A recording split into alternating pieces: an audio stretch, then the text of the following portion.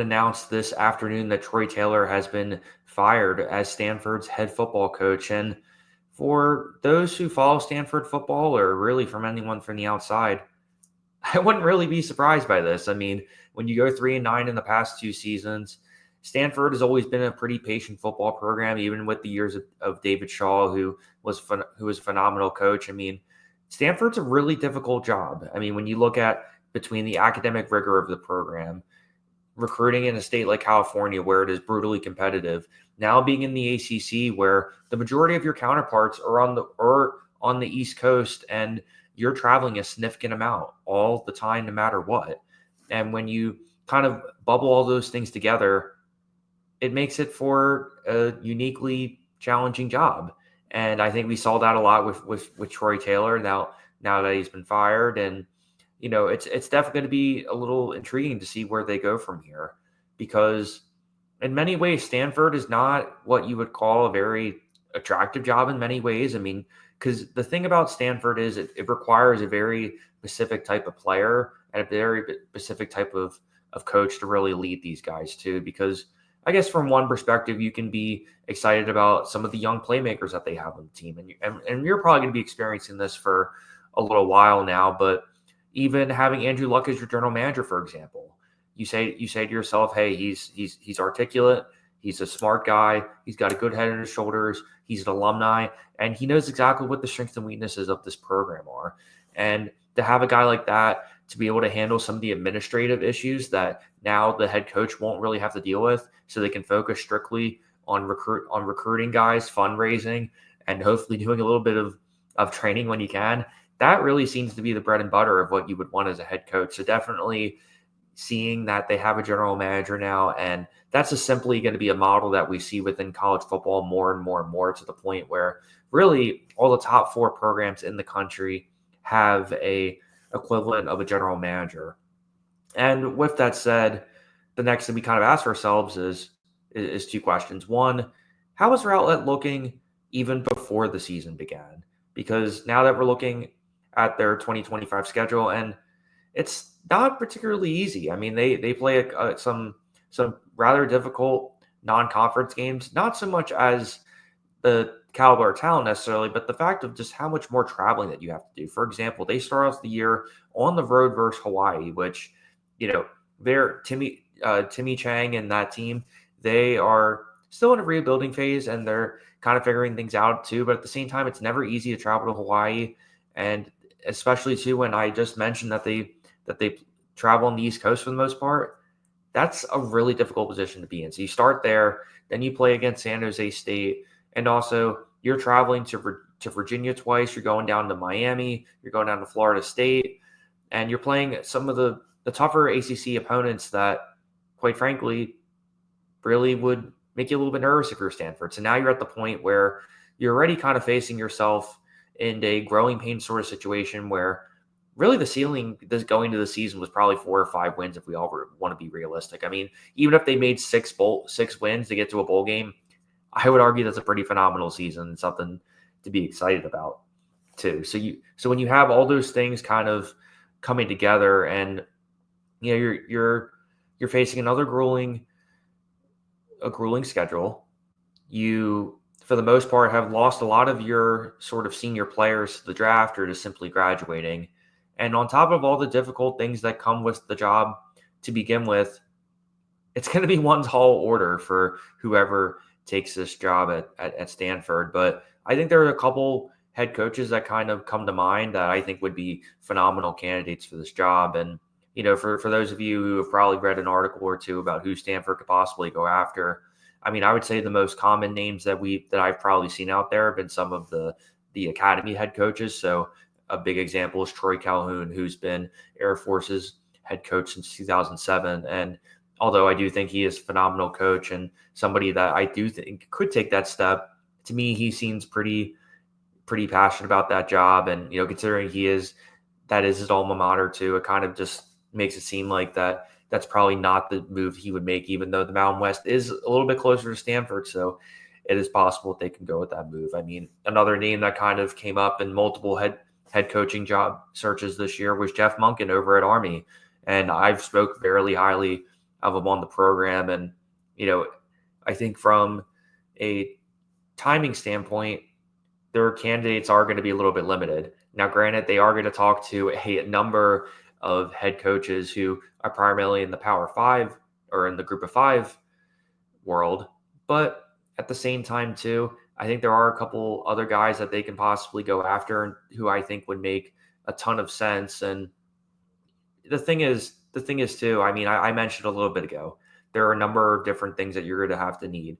One, you're going to have a guy who understands the culture and understands what kind of mold they're looking for in terms of a player, someone who can handle the books, somebody who is disciplined, somebody who has high character. Those are the things that you're going to have to say to yourself, hey, how are we going to be able to distinguish ourselves in an ever more challenging college football landscape? And most importantly, how are we going to make sure that we're bringing in guys who fit the culture, who fit the mold, and can kind of steer yourself away from the Troy Taylor controversy too? Because now that we're sitting there looking deep in terms of who they could be looking for, it's going to be ever more important that whoever they decide to bring in next has to be someone of high character and somebody who, quite frankly, isn't going to give them any problems.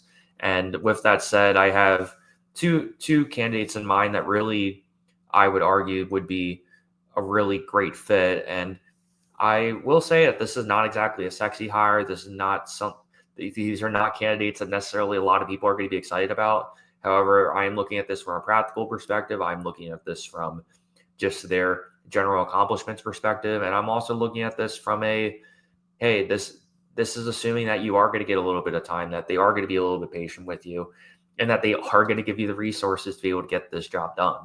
So with that said, I mean, the first candidate that I think is really worth mentioning, quite frankly, my favorite for the Stanford head coaching job, I'm going to throw Jason Garrett out there. He has been a head coach of the Dallas Cowboys for a number of seasons, even though it's been quite dated now. He was there for about, I think, 7 or 8 seasons. Fairly strong winning record. Took him to the playoffs a number of times.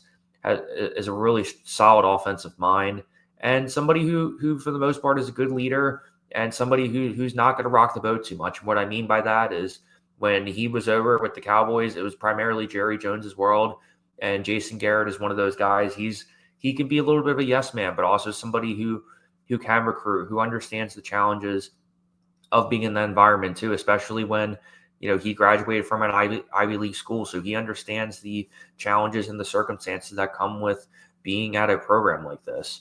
And for starters too, I think it makes it that much more intriguing that Stanford did interview Jason Garrett back in 2022 when they first hired Troy Taylor, and they parted ways with David Shaw. So I think it makes it a little more interesting that this is kind of coming back now 3 years later. And I still think he's a strong candidate right now. I mean, right now he's in the booth doing his thing at NBC, and I'm sure it's fun. It's a part-time job. It's something you don't really have to think about too much. Maybe you do a little bit of research on the games and everything.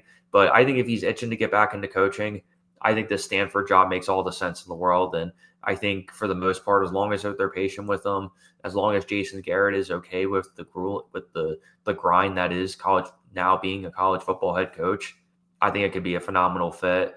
And quite frankly, I think he's a coach that it's not going to be exciting on paper. However, I do think he'd be a really strong candidate, which leads me to my second candidate, who I think also, people will criticize me in the sense that this is going to be a retread hire, but I think it's worth calling David Shaw back to see what his interest is. I think for the most part, it seemed like a situation to me where it was probably a mix of, hey, Stanford probably felt that they can bring in somebody and take them to the next level, the next echelon. And I think meanwhile, David Shaw probably got a little bit frustrated that hey, I'm taking on a lot more of the administrative stuff that I would like to. I'm probably not getting paid as much as I could be. I'm sure he can go to another school, another program, and possibly get paid some more money. But I'd say most importantly, number 3, it's just dealing with all the administrative stuff and all the extra stuff and not having the support that Stanford football, should be given them. And he has that relationship with Andrew Luck since he's coached him too. And it definitely makes me sit there and think to myself, I think it's possibly worth exploring a reunion. Because I mean, when I sit there and think about it, I think David Shaw possibly could be itching to get back into coaching. It's some of the best times that Stanford has had. And even if you're looking at this from a very, short-term perspective, he can be a guy that, they can bring back some stability to the program. They can possibly work with the administration a little bit better, a familiar face to get some fundraising dollars in. And he knows his X's and O's and knows his stuff. And sure, there could be a very well part that, hey, maybe he wants nothing to do with college football anymore, and that's fine. But if I'm Stanford and I probably say to myself, hey, we probably let him out the door a little bit, quicker than we probably should have.